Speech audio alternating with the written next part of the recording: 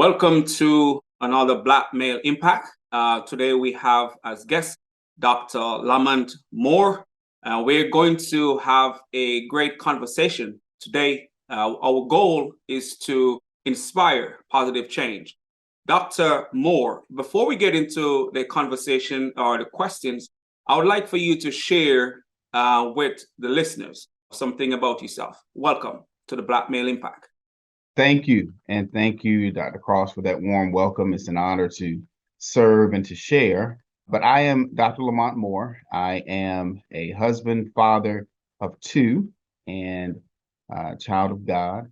I have 22 years. This is my 22nd year in education. So I started as a teacher in North Carolina, became a teacher leader through gifted education. And then I started my journey with school leadership.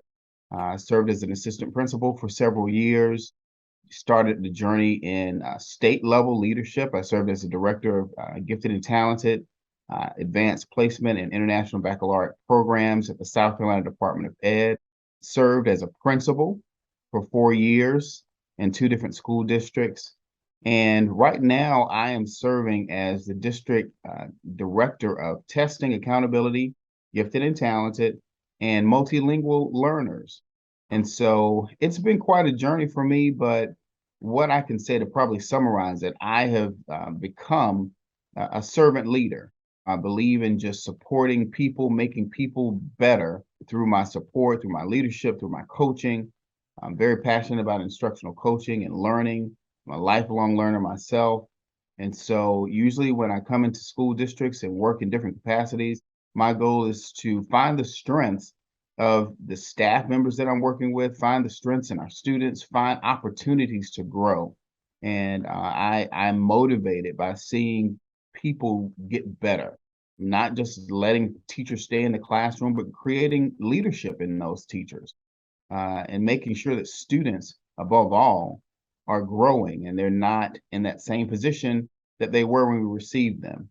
So I'm big about relationship building, team building, making sure that people enjoy doing the work that they're passionate about and have the opportunity to do so.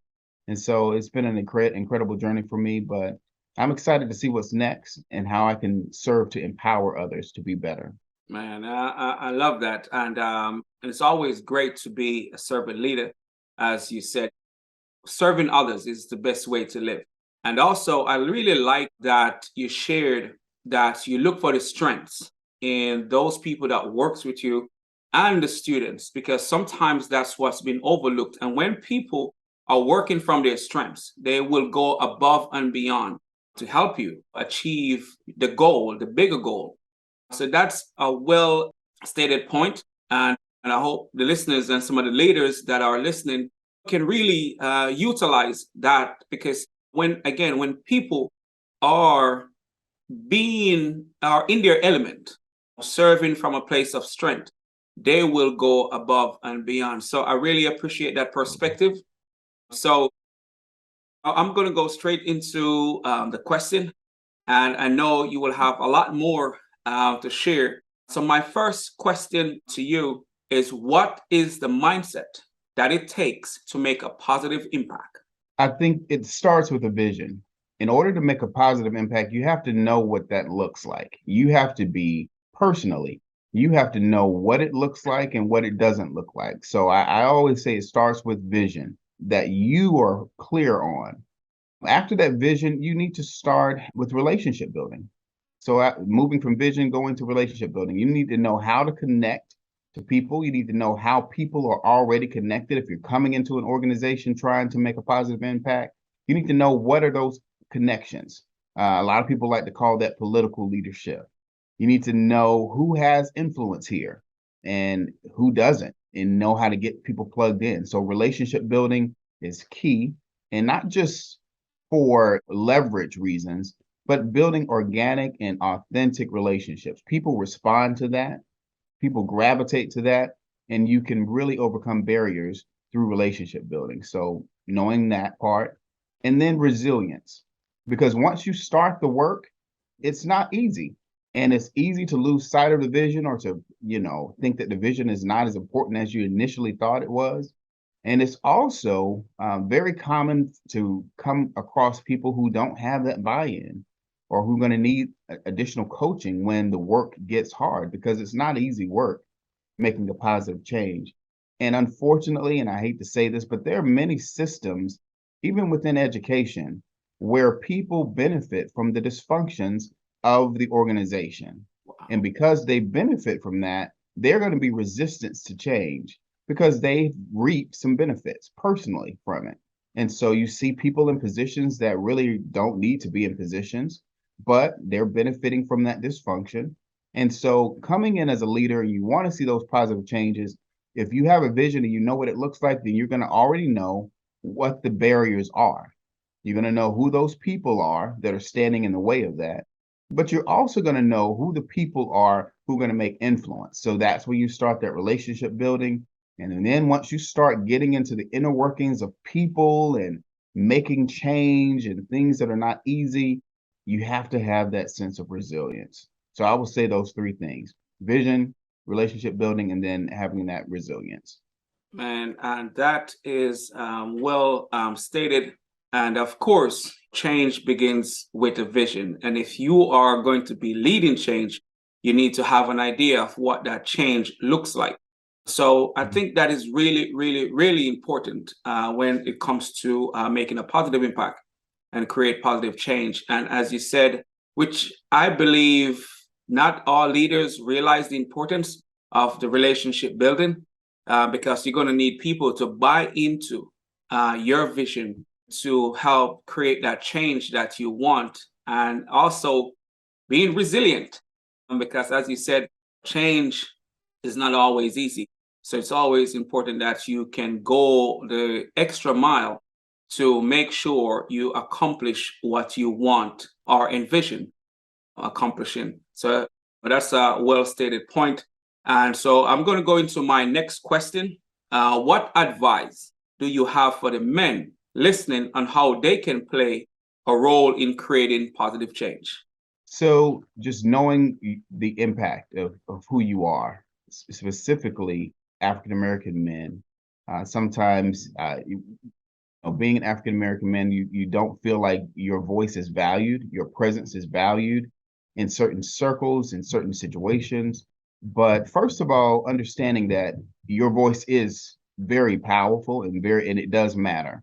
Your presence matters. I learned you always know that, but sometimes being in the field of education as a man, we're the minority. And then as African American men, we're even more of a minority.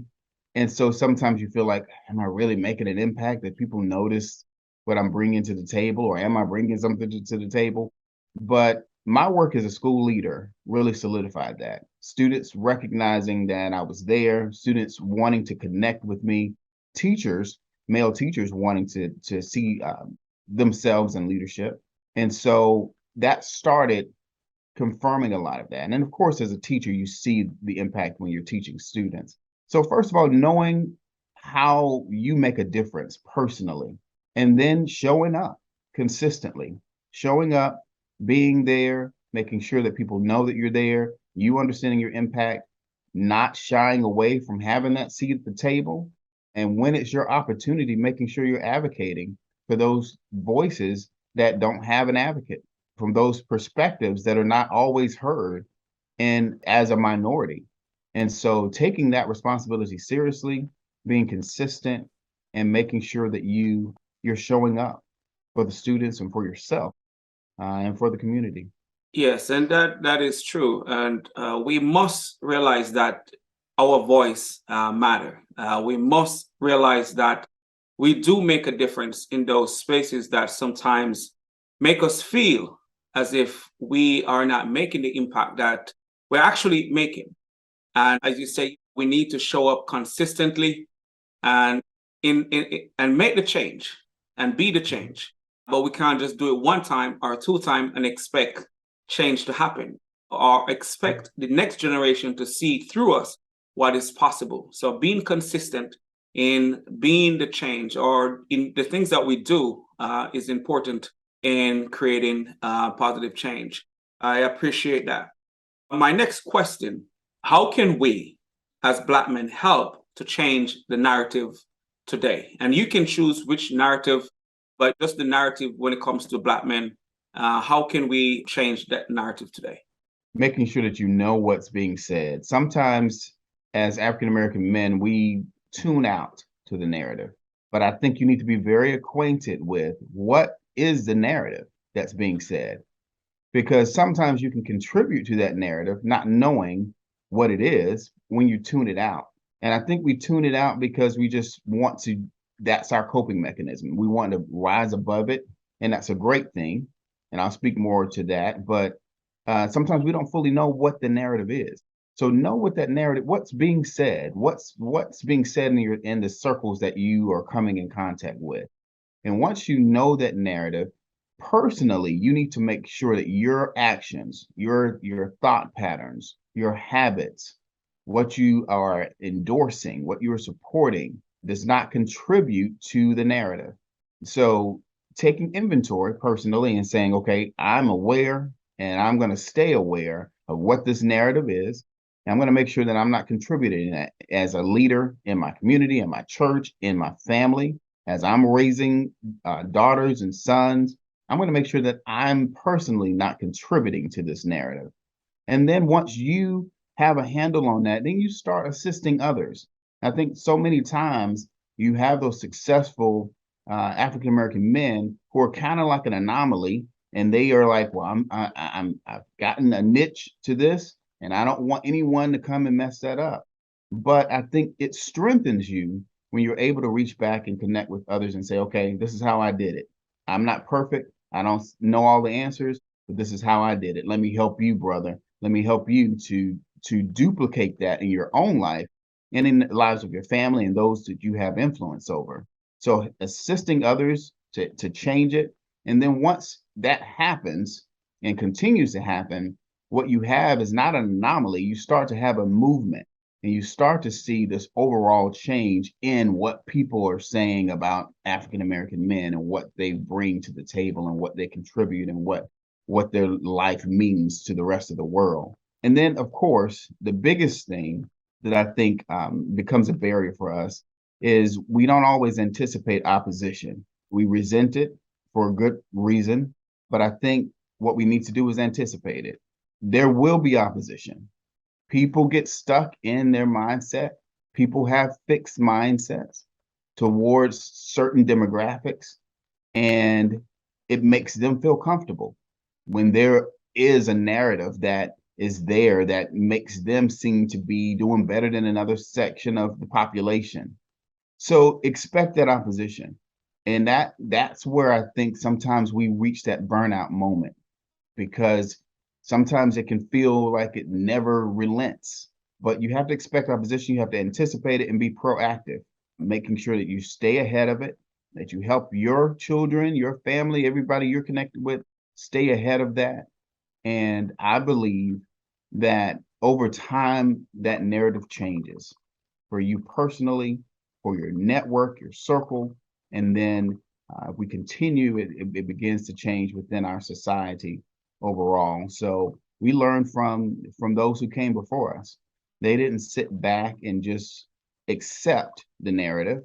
They got out, they protested, they advocated, even when they probably faced more opposition than we could have faced today. But they were resilient, and their sacrifices make it easier for us to follow. And so we can't give up that responsibility. We have to continue that same process to make sure that the next generations that follow us have an easier way to keep the momentum going so that this narrative is changed.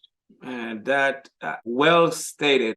And there are quite a few parts that I really, really appreciate that you shared, where we must we must know the narrative for one, but we must make sure we're not contributing to the narrative that we want to see change.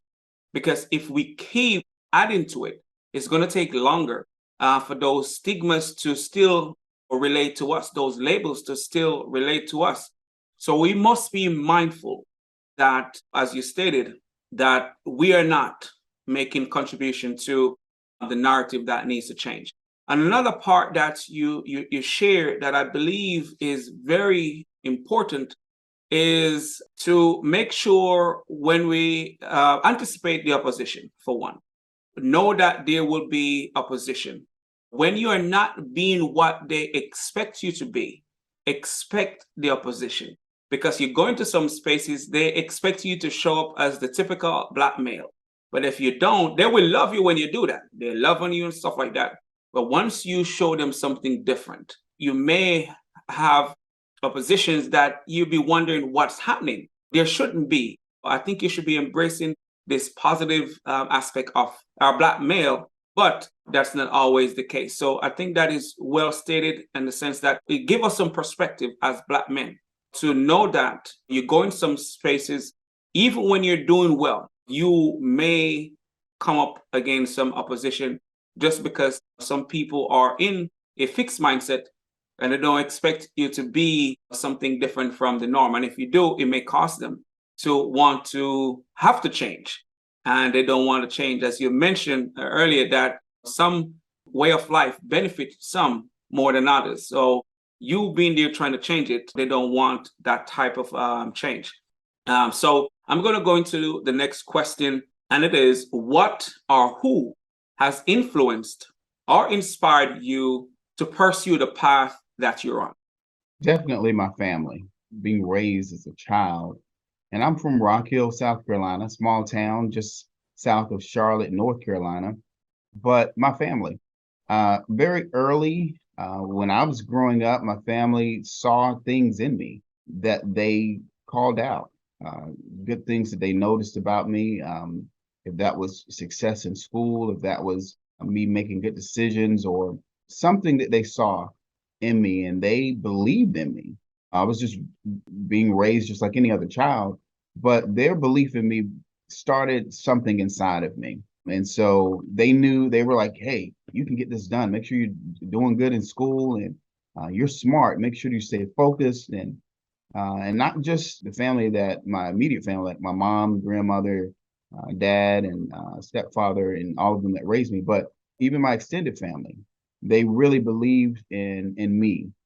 And because they did, and they had higher expectations for what they expected from my behavior and my achievements, that started a belief in myself as a child that just kind of grew and grew and grew. And so I always wanted to make sure that I was successful, that I was making a difference to others. And I think I talked about strength-based leadership earlier, and I think that's what started it. I'm a benefit of that. People saw strengths in me that I didn't even see, and they really dealt with me from that angle. Not to say I was perfect or I didn't have weaknesses, but they reminded me of my strengths. They used that as expectation. So my family was my biggest inspiration, and now I try to duplicate that. Schools that I go in, I try to make sure that it has a family feel, that we're not just coworkers or colleagues, and that I want to know them personally. And I look for the strengths because I'm a recipient of that type of attention. So it's like I'm looking for what those shining moments are in your teaching, and what you do well that you may not even know that you do well. And so I'm looking for those strengths in you. I'm trying to support those strengths. I'm bringing it out of you. I'm coaching you as much as you want to be coached. And that kind of that drive to see people grow and be better was what I received from my family, and that inspired me to be who I am today. So Okay. what that did is it turned into this relentless drive towards success and towards making myself better and making others better. Okay. Are you the first in your family with a doctoral degree? Yes, I am. Okay. I'm a So first generation college grad, and I didn't say that earlier, but I went to Livingstone College in Salisbury, North Carolina, and attended there on a full academic scholarship, part of their teacher education program. They were recruiting African American men and women to teach in the schools in North Carolina. So, in exchange for free education, you had to teach for at least 3 years in North Carolina, and I stayed much longer than that. okay. But it was great to be introduced to college in that way, to come right into a network where people believed in you and wanted you to succeed. And so as I'm outlining this, I say that because it created a pattern in my life that I think should happen for every African American male. Having that strong support system, having someone that believes in you and that follow you throughout your life sets you up for success. It supports your own belief in yourself and what you can accomplish. Yes, and I know you said that earlier.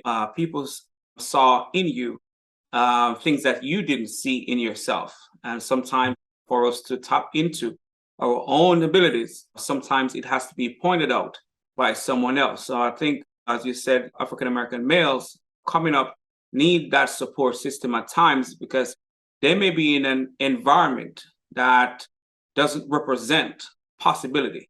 Just having someone there to encourage them can help them to see themselves in the light of what's possible for them and don't follow the misconceptions and the labels and stuff like that. So having support, our support system, I believe is important as we go forward.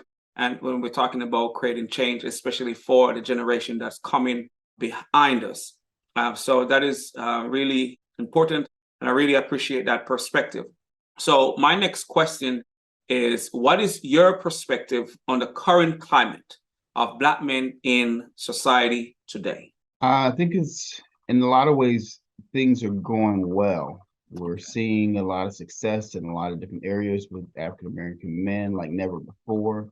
At the same time, things are very critical. I feel like with relationships with law enforcement, sometimes we get that narrative that is not always deserved. I Yeah. think sometimes there are fears that are perpetuated about Black men in society that become a barrier for us or make it harder because we have to rise above that and consistently show people that we're not what is being perpetuated about ourselves. And so I think we have some highs and lows. We have success in a lot of ways. We have still a ways to go to feel like we are in a healthy place.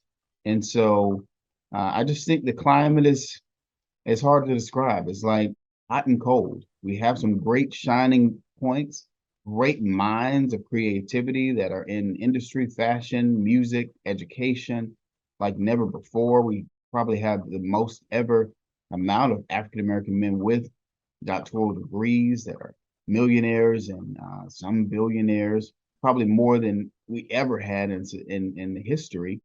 But at the same time, we still are fighting some of those age old battles that generations before us fought as well. And so, while in a lot of ways we're making a lot of headway, in some ways it seems to be very stagnant. And so, earlier I talked about knowing what that narrative is, knowing the because everything about the narrative is not negative. Some of those things are very good. When you think about certain celebrities, LeBron James comes to mind immediately. I don't want to start name dropping, Yeah. but you see those success stories that our African American boys can see. Yeah. Barack Obama, I'm still Yeah. name dropping. You see those success stories that we didn't have as children, but our children have those success stories right before them. So it's hot and cold. That's how I describe the environment. So we still need some regulation with the temperature. Okay. We still need to have a lot of things that we're keep on our radar so that we're regulating because I think our children see the highs and lows of the Black man.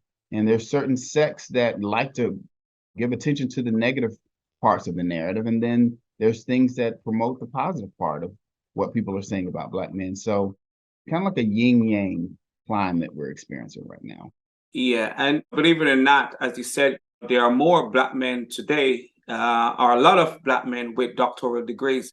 And a few years ago, I was doing a research, because I too hear the narrative that more Black males are in prison than in college and stuff like that. So whilst doing the research, I came across so many Black males with PhDs that were superintendents. And I was like, this is not what they tell us. We're hearing something different. So that was what really ignite what I'm doing right now to kind of hear from those who are successful, those who have overcome those barriers, those who have proved society wrong. This is not who we are.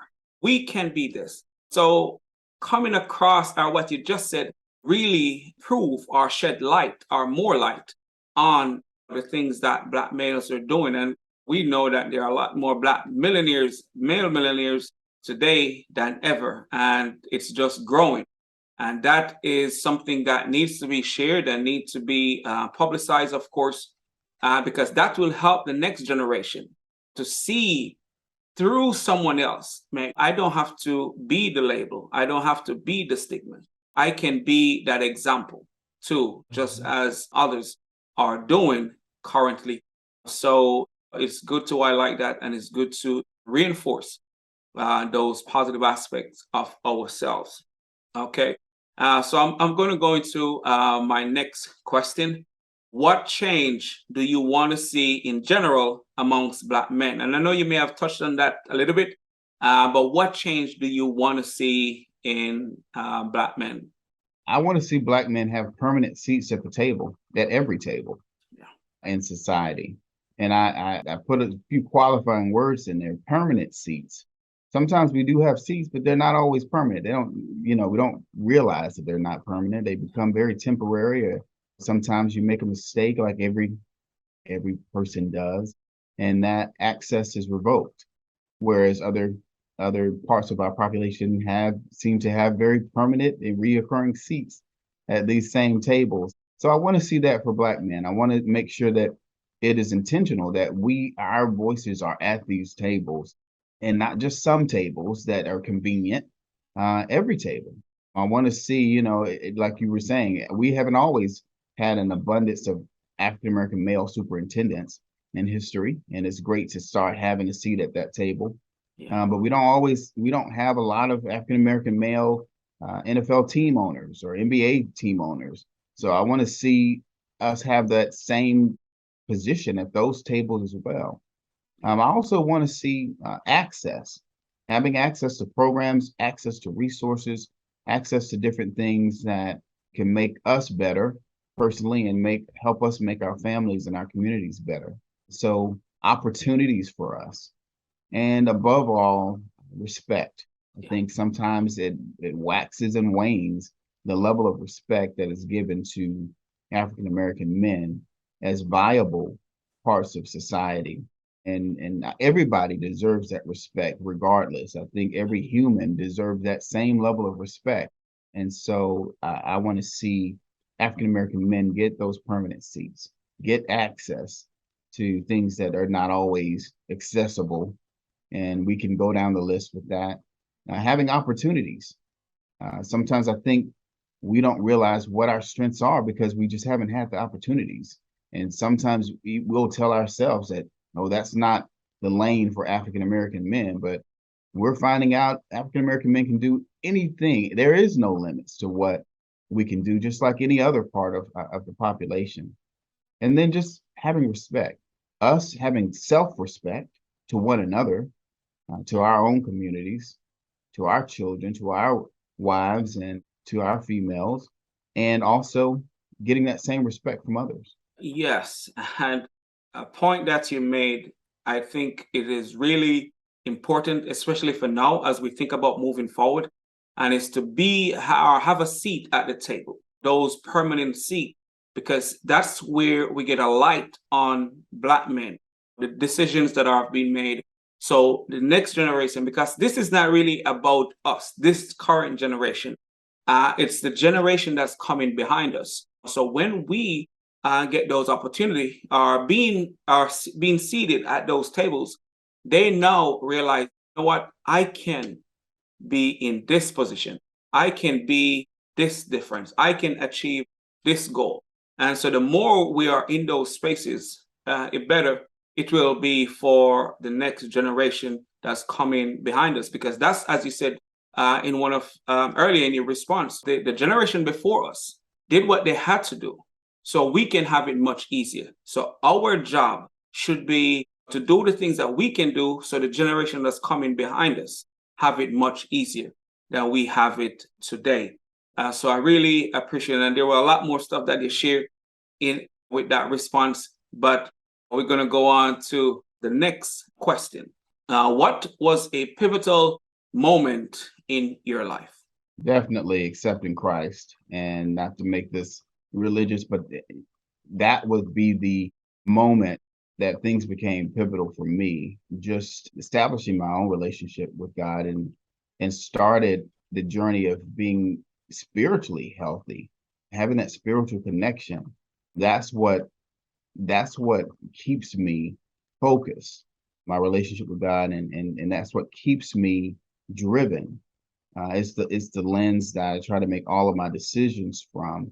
And so having that connection with God, and starting working in the church and being a leader in the church, that's where a lot of my confidence came. That's where I knew, that there was something I had to offer beyond just the church, but even in society.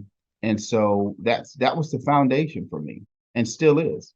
And so now I think my life would have been very different if that would not have been my foundation. I think I probably would not be where I am today. I know I wouldn't be where I am today without that. So my relationship with God, and I accepted Christ at the age of 7. Oh, wow. Which was very young, but I was very aware of what I was doing and what was going on. And so I knew that there was something different with that. I knew I needed to make sure that I had a spiritual connection with God, and that I nurtured that, and that whole dynamic is what drives me. Treating others the way you want to be treated. That's the whole concept of servant leadership. Empathizing with others as a leader, understanding perspectives, knowing how to learn those principles and precepts that are in the Word of God, and applying them to your life, and seeing how it expands into working in the field of education, working with students, working with adults. And when you have that opportunity to be at the table and to make those decisions, they're sound because they're rooted in a solid foundation of discipline, solid foundation of making sure that you're not selfish, that you're thinking about your neighbor, you're thinking about the next person, the next generation. And so all of that, those framed how I process information, and how I think, and how I make decisions. And so that was by far the most pivotal thing that happened. And I do believe the Christian values do help us to not get so much caught up in the distractions, especially if you have the support, especially you accept Christ at that young age. But I think with society today, we're moving away from some of those values. And that's where a lot of these younger generation get so caught up with the distractions and stuff like that. But having the support once you make those decisions is critical. Although you share that you were well aware of the decision that you made or you have made, but I believe for this generation, it's something that needs to be instilled. But I know in some schools it has been removed because of different political agenda. But I think those values do help to mold good character in each one of us, and will help to stay away from certain distractions. So I do believe that is a valid and important point. And as you said, of course, it's a pivotal point in your life, and to experience it such a young age really puts you, as you said, on the path for where you are today. So I'm going to ask my next question. What life lesson have you learned late in life that you believe is important and can benefit this current generation? It's something that I was told when I was younger, Yeah. that I didn't. I kind of stored it, but plan with the end in mind. Plan not just for the future. And I hate it because I don't want to sound like, oh, you're planning for your end when you die or whatever. That's not what I mean, but planning for where you want to finish. Yeah. What really being aware of, okay, where do I want my life to finish when I have done everything that I have been assigned to do? What do I want my legacy to look like? What do I want people to have to say about my contributions? to society and planning for that. As a young person, that seems so far away. And so that's why I say I probably learned that later in life as I got older, because all of a sudden it didn't seem far away. And then I had to start looking back over my life and saying, okay, if something happened to me today, can I say that I've emptied out everything that has been invested in me? Or did I just hold it for my own personal enjoyment? We have all been given gifts. Our family, I talked about my family seeing gifts in me. And sometimes we get so caught up in, oh yeah, I'm gifted, I'm talented, I have success in certain areas, but we lose sight of the end goal, which is to make sure that we duplicate that in others. Yeah. And so it's not about just having success for yourself, having abilities and talents or whatever. It's about duplicating it at others. It's about extending. And that's why I say when I was younger, I didn't think about a legacy or anything. I was just thinking about what can I do? And of course, thinking about the future, but not thinking long range. And so I would probably say to my younger self, or even to the generations that are coming, think about that. Think about your legacy. It may seem like that's something that the older people, and I remember that because older people told me that, Oh, yeah. but just really taking it to heart and planning your life like now I'm sounding like my mentors did when I was young.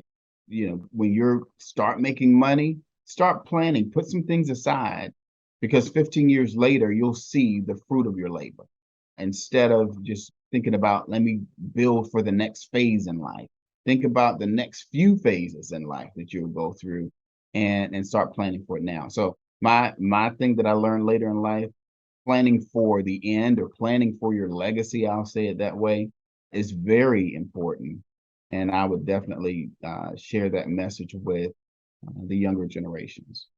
And that's a good reminder for all of us. Think with the end in mind, because as you said, sometimes we get caught up with everyday happenings and forget about the future, forget about tomorrow, because you live to see tomorrow.